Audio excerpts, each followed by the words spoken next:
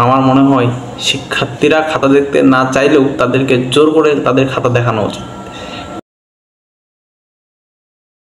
বাংলাদেশে এমনও টিচার রয়েছে যাদের স্কুল কলেজগুলোর পিয়ন হওয়ার যোগ্যতা নেই। আসসালামু আলাইকুম। কিছুদিন থেকে ফেল করা শিক্ষার্থীরা তাদের 4 দফা দাবি নিয়ে আন্দোলন করতেছে। অন্যদিকে জেলা এবং উপজেলা পর্যায়ের ফেল করা বিভিন্ন শিক্ষার্থী গলায় ফাঁস, কীটনাশক পান করে আত্মহত্যা করতেছে।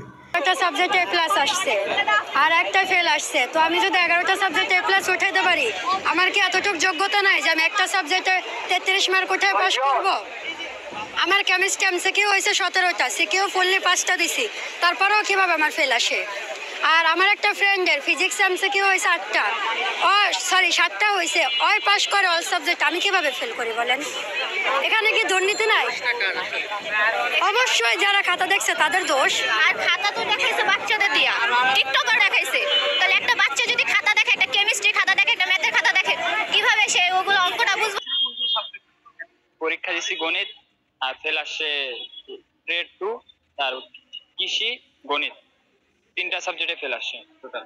অর্থাৎ এক সাবজেক্টে পরীক্ষা দেওয়ার পরে তার সে অকৃতকার্য হয়েছে 3 সাবজেক্টে। এই শুধু সে নয়, তার মতো আর তার যে বন্ধুরা রয়েছে তারাও, তাদেরও ফলাফল এরকম হয়েছে। আমরা একটু আরেকটু। এখন আমার প্রশ্ন হচ্ছে, বাংলাদেশে খাতা দেখার সিস্টেম নাই কেন?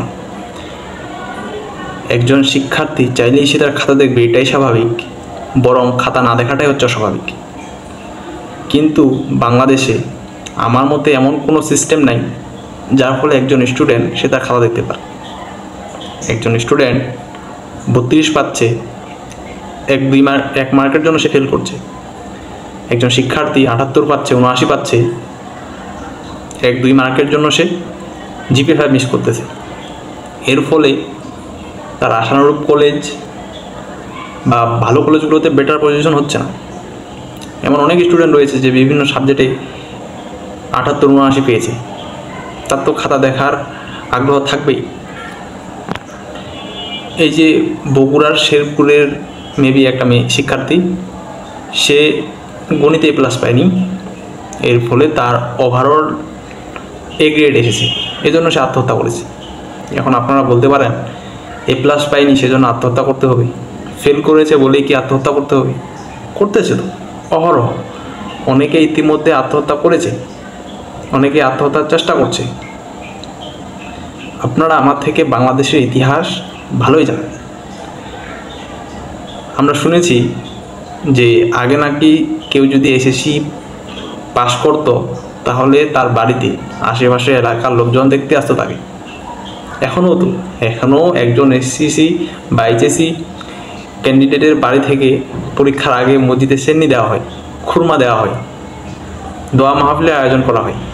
তো মানুষ এসএসসি এইচএসসি এই পরীক্ষাগুলোকে ধুমধামভাবে উদযাপন করতেছে। একজন বাংলাদেশি স্টুডেন্ট হিসেবে তার জীবনে যে কয়েকটা পরীক্ষা গুরুত্বপূর্ণ, তার মধ্যে এসএসসি এবং এইচএসসি হচ্ছে অন্যতম। তো বাংলাদেশের মানুষের কাছে এই পরীক্ষাটা এত ধুমধামভাবে এত বছর থেকে চলে আসতেছে, কিন্তু বর্তমান সময়ে এই রেজাল্টের প্রসেস দেখলে মনে হয় গরু ছাগল চোরের অবস্থা থেকে আরও বেশি খারাপ। একজন টিচারের খাতা কাটার সময় হয়তোবা কোনো সৃজনশীলে তিনি ভুলবশত মার্ক দেননি। আপনারা জানেন আমাদের দেশে এমন সিস্টেম আছে যে বোর্ড চ্যালেঞ্জ নামে যে সিস্টেমটা আছে, সেই জায়গায় কি হয়, একটা স্টুডেন্টের মার্কগুলো আবার পুনরায় গণনা করা হয়। কিন্তু কোনো প্রশ্নের যদি নাম্বার দিতে কখনো ভুল হয় বা কোনো প্রশ্ন যদি না কেটে থাকে, আমি এখানে কোনো শিক্ষককে ঢালাভাবে ফেরেশতা বলতেছি না, কোনো শিক্ষককে ভগবান বলতেছি না। বাংলাদেশে এমনও টিচার রয়েছে যাদের স্কুল কলেজগুলোর পিয়ন হওয়ার যোগ্যতা নেই। গত 15 বছরে এইসব টিচারদেরকে কিভাবে নিয়োগ দেওয়া হয়েছে আমার মাথায় আসে না।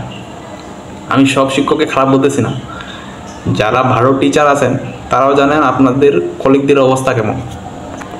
এই বিষয়টা জেলা উপজেলা পর্যায়ের যে কলেজ বা স্কুল রয়েছে সেগুলোতে শিক্ষার্থীর উপস্থিতির সংখ্যা দেখলেই বোঝা যায়। সেই স্কুল কলেজগুলোতে শিক্ষার্থীর উপস্থিতি নেই বললেই চলে। তো এর দুরবস্থার একমাত্র মূল কারণ হচ্ছে এই গরু ছাগল মার্কা শিক্ষকগুলো। এখন SSC 25 ব্যাচের শিক্ষার্থীরা আন্দোলন করতেছে যে টিকটকার নাকি খাতা কেটেছে। এই পরিস্থিতিতে রেজাল্টগুলোকে একটা স্ট্যান্ডার্ড পর্যায়ে নিয়ে যেতে খাতা দেখাটা অবশ্যই গুরুত্বপূর্ণ। আমার মনে হয় শিক্ষার্থীরা খাতা দেখতে না চাইলেও তাদেরকে জোর করে তাদের খাতা দেখানো উচিত। সর্বশেষ বিচারের দিন আল্লাহ তাআলা মানুষকে তার কর্মফল দেখাবেন। যে ব্যক্তি বিন্দু পরিমাণ ভালো কাজ করেছেন সে সেটা দেখতে পাবে, এবং কি যে ব্যক্তি বিন্দু পরিমাণ খারাপ কাজ করেছে সেটাও দেখতে পাবে। তো আল্লাহর এটা করার কি দরকার ছিল? আল্লাহ নিশ্চয়ই আমাদের সবার থেকে ভালো বুঝে। আসলে খাতা তো সবাই দেখতে চায়, এমন নয় যে যারা ফেল করেছে শুধু তারাই খাতা দেখতে চাই, যারা A+ পায়নি শুধু তারাই খাতা দেখতে চাই। বাংলাদেশে যারা A+ পেয়েছে তারাও খাতা দেখতে চাই। বাসায় এসে যখন সে হিসাব করে আমি 85 পাবো, আমি 90 পাবো, যখন পাই সে 80, 75, সেই বিষয়গুলো থেকে তার 5 মার্ক 10 মার্ক গেল কোথায়, এই জায়গা থেকে তার আগ্রহ আসে। এখন আপনারা বলতে পারেন এটা অনেক লং প্রসেস, খাতা দেখাইতে গেলে, সারা বাংলাদেশে খাতা দেখাইতে গেলে এটা অনেক ভেজাল। তো এটা আসলে কোনো ভেজালই না। আমি কয়েকটা সিনিয়র টিচারের সাথে, অভিজ্ঞ যারা আছেন তাদের সাথে এই বিষয়ে কথা বলেছি। তারা পরামর্শ দিয়েছে এভাবে যে একজন শিক্ষার্থী যে 14-15টা পরীক্ষা দেয় যে বোর্ডের আন্ডারে, যেই সেন্টার থেকে, তো রেজাল্টের পরে এরকম আবারও একটা সিচুয়েশন তৈরি হবে পরীক্ষার সিচুয়েশনের মতো। সেই জায়গায় পরিদর্শক থাকবে, পরীক্ষার গার্ড থাকবে, স্টুডেন্টরা যার যার সিটে থাকবে, তাদেরকে প্রত্যেক বিষয়ে খাতা দেওয়া হবে। প্রত্যেক বিষয়ে খাতা দেখার জন্য 10 মিনিট 20 মিনিট এরকম টাইম নির্ধারণ করে দেওয়া হবে। খাতার যদি কোনো ভুল থেকে থাকে সেটা তার পরিদর্শকের সাথে আলোচনা করবে, গার্ডের সাথে আলোচনা করবে। এমনকি সেই জায়গায় সে কোনো কলম, যাতে খাতায় পরবর্তীতে সে লিখতে না পারে, ইলেকট্রিক ডিভাইস এমন কিছু নিয়ে তাকে সেখানে প্রবেশ করতে দেওয়া হবে না। 2-3 ঘন্টার ওভারঅল একটা প্রসেসের মাধ্যমে সে তার খাতাটা, তার ভুলগুলো পরীক্ষার গার্ডের সাথে সংশোধনের মাধ্যমে আলোচনা করবে। এর ফলে যেসব খাতায় সংশোধন আসবে সেগুলো পুনরায় রেজাল্ট পাবলিশ করা হবে, আর যেগুলো আর কোনো প্রবলেম থাকবে না, যেগুলোর কোনো সংশোধন নিয়ে আসবে না, সেগুলো তো থেকেই গেল। এর ফলে ওই খাতা দেখার সিস্টেমটা হইলে, এই যে কোনো সরকার চাইলেই পাস ফেলের হার বাড়িয়ে দেওয়া, কমিয়ে দেওয়া, GPA 5-এর হার বাড়িয়ে দেওয়া, কমিয়ে দেওয়া, স্টুডেন্ট 1-2 মার্কের জন্য A+ মিস হওয়ার কারণে আত্মহত্যা করতেছে, এগুলো আর হবে না। রেজাল্টটা একটা স্ট্যান্ডার্ড পর্যায়ে আসবে।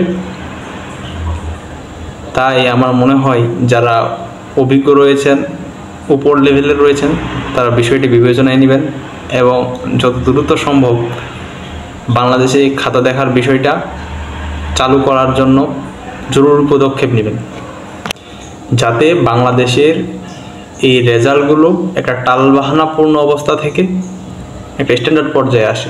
আপনারা জানেন এই বছর পরীক্ষা দিয়েছিল হচ্ছে 14 লাখের মতো স্টুডেন্ট, সেই জায়গায় ফেল করেছে 6,660 জনের মতো, প্লাস পেয়েছে 1,80,000-এর মতো। তো এটা গতবারের তুলনায় 43,000-এর ডিফারেন্স। তো আমার মনে হয় যে খাতা দেখার বিষয়টা চালু করা অত্যন্ত জরুরি। একজন স্টুডেন্ট যেন চাইলেই সে তার খাতা দেখতে পারে। এই খাতা কারো বাপের টাকার না, এটা হচ্ছে স্টুডেন্টের বাপের টাকার খাতা। এই খাতা যদি হকার বা ফেরিওয়ালার কাছে বিক্রি করতে হয়, এই খাতা বিক্রি করবে স্টুডেন্টগুলো। এই খাতা বোর্ডে বেঁধে রেখে কোনো লাভ নেই। খাতাগুলো যত সিস্টেমেটিক সম্ভব প্রত্যেক স্টুডেন্টের হাতে দেওয়াটাই বেটার।